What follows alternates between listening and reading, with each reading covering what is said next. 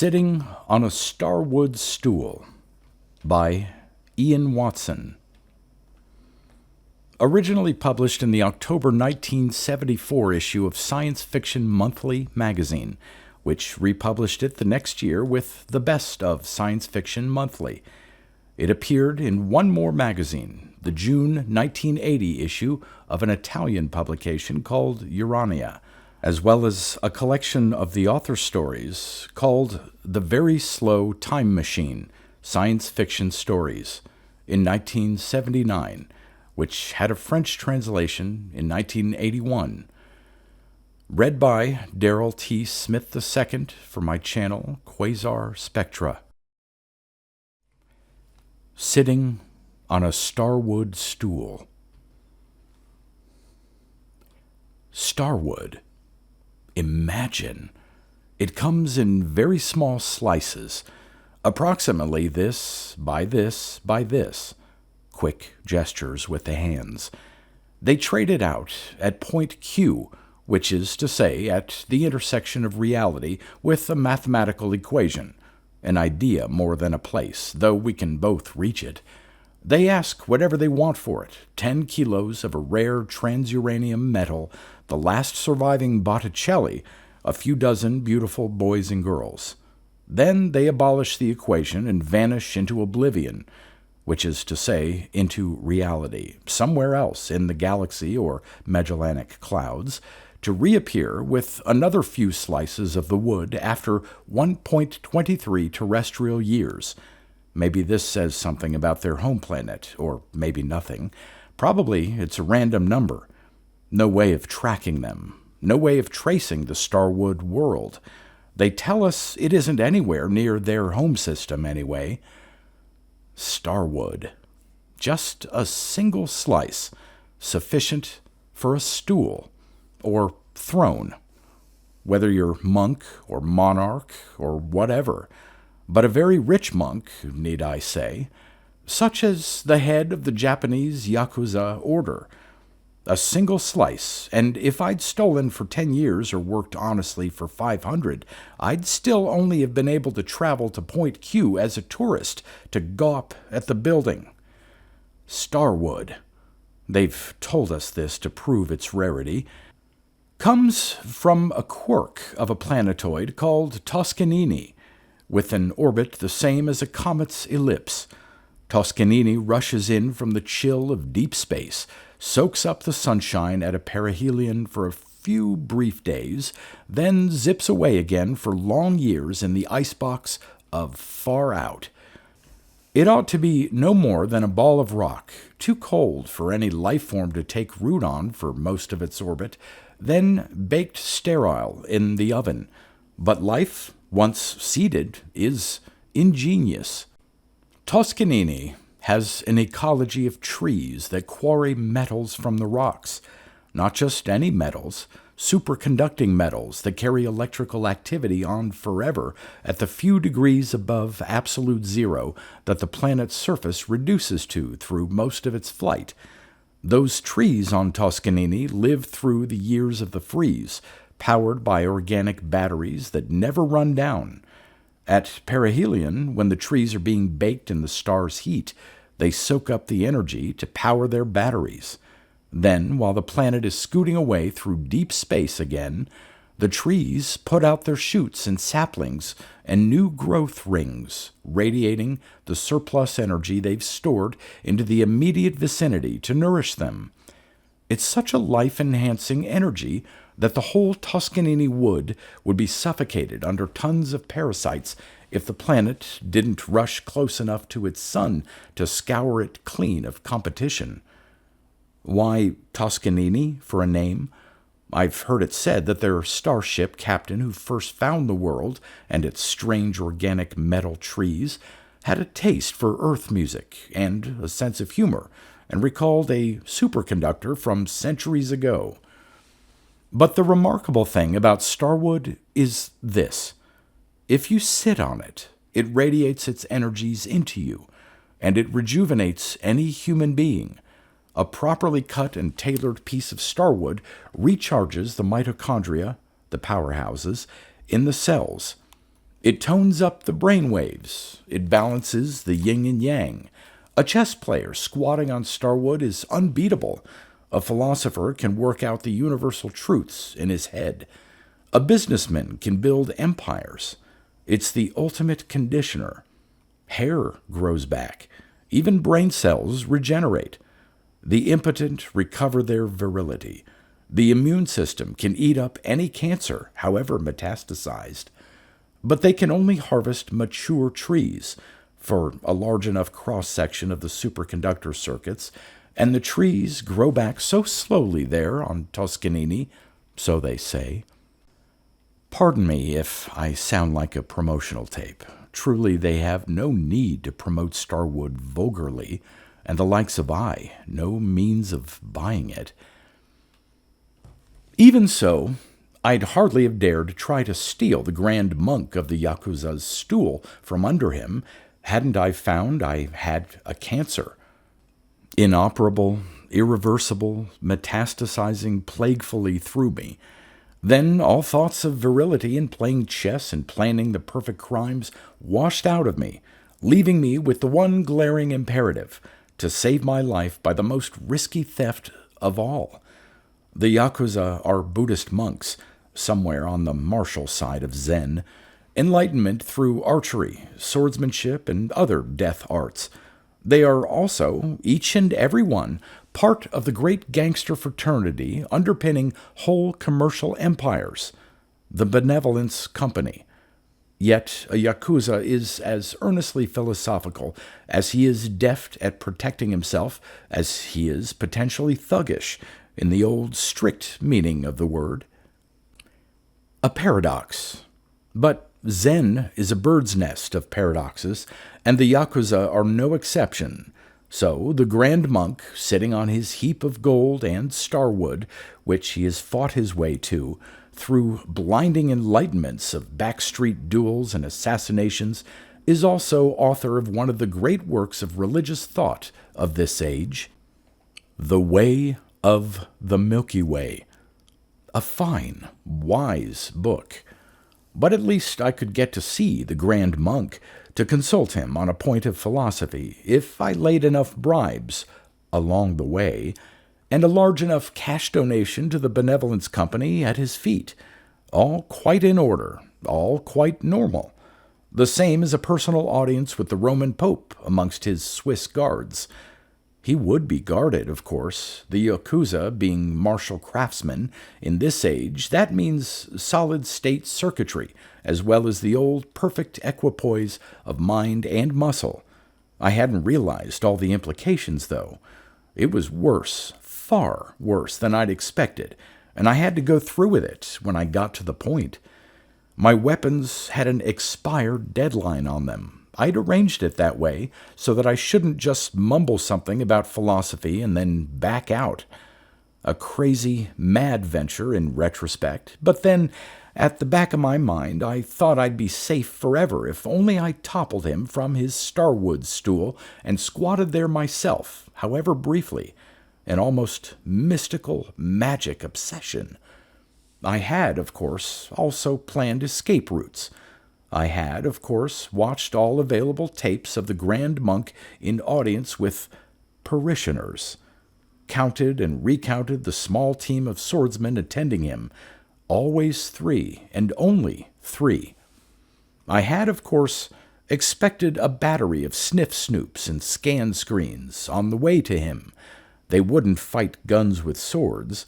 Even if I had seen one tape of a Yakuza deflecting high-speed pellets with his sword's edge after an hour's meditation on the stool, my weapons were undetectable. I'd stolen the specifications for them 2 years before from an eccentric inventor far away, whom I'd afterwards had to strangle. I was fairly sure they'd work. I'd saved them for this day. My nerve and flesh grenades were woven of poly-ice, the alternative coherent form of water that can be tied into knots like wire as soon as it spins out of a freezer's capillary tubes. These were hidden in a row down my lapel like a jeweled decoration. The index and middle fingers of both my hands had thin woven ice capsules implanted in them with ice lenses primed to emit one single beam of laser fire if I cocked my finger and pointed it. Within 3 hours after manufacture, I had to use these weapons before they grew incoherent and used themselves on me. As I walked into the Grand Monk's room, I had just 30 minutes left. As I say, I had no choice but to proceed. The Grand Monk had a fat, poachy white face, with eyes sunk deep in hoods of milky flesh. He must have been 150 years old, with an infantile, yogurty complexion. His thick red and blue brocade robes tied with a white cord thick as a bell rope, and his white linen cap I recognized well enough from the tapes. His suite, too, furnished with stern luxury. The tatami matting with its black borders, the few scrolls, the picture window set to display a misty flight of geese through an emptiness intruded upon by a few gravity-defying cliffs, databank within arm's reach of the stool he sat on, entirely enveloping this in his robes. The stool is under that mass. I was intoxicated. I could already feel it healing me, invigorating me, emanating through his body and clothes. He had his bare flesh pressed to the starwood under that red and blue brocade. I had no doubt. White buttocks in interface with the metal tree of Toscanini in a reversal of entropy, as though a living star defecated energy into him. He disgusted me already. I could smell his flesh sizzling. Something missing. The 3 swordsmen. Something else present. A great dog. I stared at the creature. It sprawled, twice the size of a wolfhound, behind his stool, chin on its paws. Its nostrils flared, its ears pricked back, its tongue lolled out to taste me. A single eye opened to regard me, and its paws were human hands with steel claws. The eye shut, and the other eye opened. It began to blink in sequence, rapidly. One eye shut, one eye open. Its sides were armored like a rhino's. Its body rippled with hauser muscles of spun steel as it stretched itself. I shrank into a solid knot of ice inside. "The Cybehound," intoned the Grand Monk. "A fresh product of the Benevolence Company, but you came to ask about philosophy, not to buy protection." I held my donation slackly, wrapped in the correct scarlet ribbon, tied such and such away. Quick gestures with the hands. The proper procedure was I should lay it in front of him on the empty wooden tray there, within half a meter of those grafted hands with metal claws. I hesitated briefly. I understood the rapid on-off blinking of the dog's eyelids well enough now. This surgical intersection of body and machine lolling there was impregnable to any ordinary sword, gun, or grenade. My finger lasers would have to hit the beast direct through the eyes to short out its cybe brain, and the eyelids would be high reflective steel, which was why its eyes shone like mirrors as it shut them and a nictitating barrier shot across. Almost impossible. I had 26 minutes before my woven ice uncohered and ravaged me.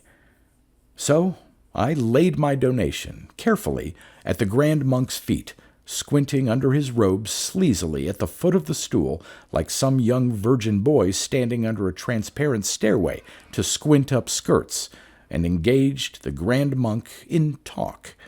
About what I remembered from the way of the Milky Way. It was a completely crazy venture, I knew now, but what chance had I? His hooded eyes regarded me pertly. The Cybehound's gaze flickered at me, and it dragged itself slowly upright, savoring my fear with its tongue on the very air. I'd painted my sweat glands over with the monomolecular filter to fool the normal anxiety sniffers, but I couldn't block its animal sense for the essential taste of the situation, enhanced in the womb vats and souped up in the Yakuza craft shop, so I imagined. And all my imaginations only made matters worse. I wasn't a true assassin, only a skillful thief, and I believe even an assassin would have been bested by this beast. Not that any group or organization would have dreamt of assassinating the Grand Monk. I was mad, I realize now. In The Way of the Milky Way, you say, "Yes."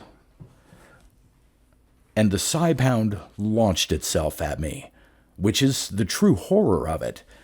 For the Grand Monk's robes parted as he shifted, cross-legged, on the stool, and I saw his raw flesh in contact with the wood of Toscanini. I drank in the wood vicariously, voyeuristically, and saw the location of the knot in it. Like wood from most worlds, Starwood has knots where the branches have been lopped off the main trunk section. As I say, the stool's superconductor rings leak star energy slowly upward into the bodily metabolism.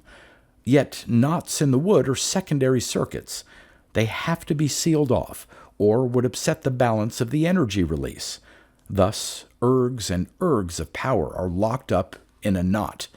Ergs that can be released abruptly, all at once, in a tight jet along the line of the former branch, 100 times as ravenous as a finger laser. Of course, it ruins the wood. The stool's as spoilt as a cracked bell afterwards. The Cybound's front paws were off the ground now and had hung in mid-air. How time slowed down, as though the very glimpse of Starwood immortalized that moment. I cocked the index and middle fingers of my right hand and flexed them at the knot, shattering the woven ice, and shut my eyes, and danced to the left of the room. Already phantom steel-clawed hands were rending my ribs out, and steel-fanged claws drinking my neck dry, except that they didn't reach me, didn't touch me. Only a blinding light turned my shut eyelids to pools of blood. That abruptly darkened in a howl. I looked again.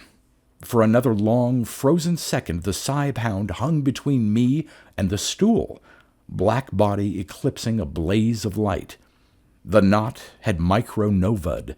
A plume of star energy was spearing the dog's hide, burning, melting its armor flesh, shorting out its electronics.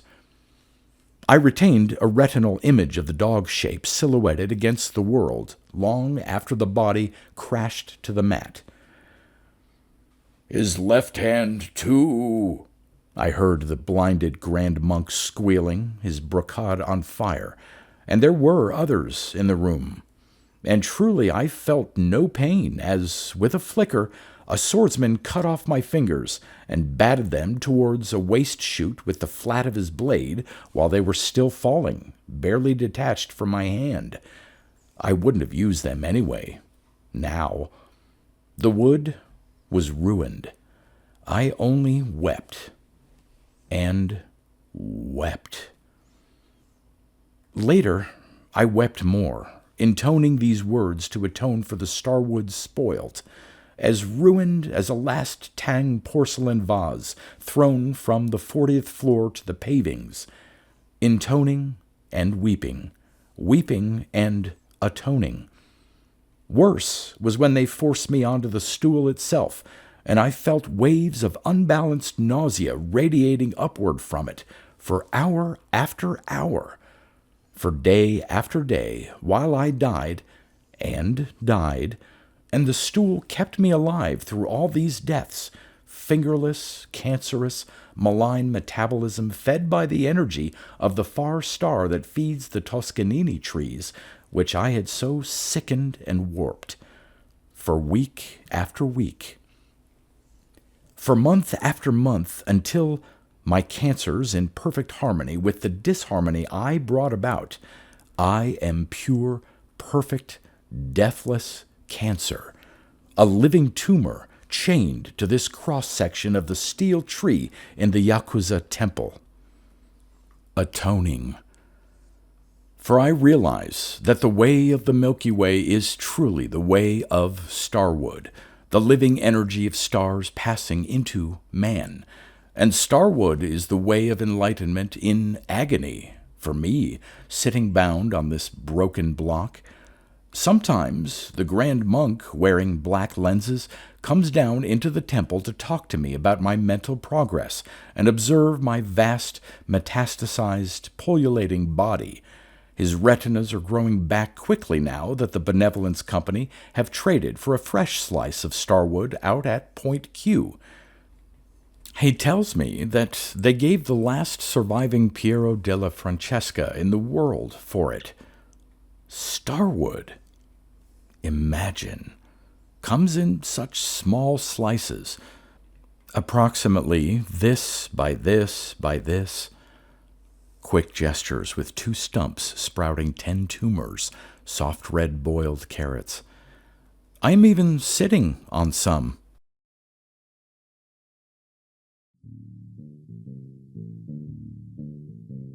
You've been listening to pre-1990s speculative fiction readings with a highlight on science fiction by Darrell T. Smith II. Please consider clicking the donation link in the description box. Thank you so much for your time and your imagination.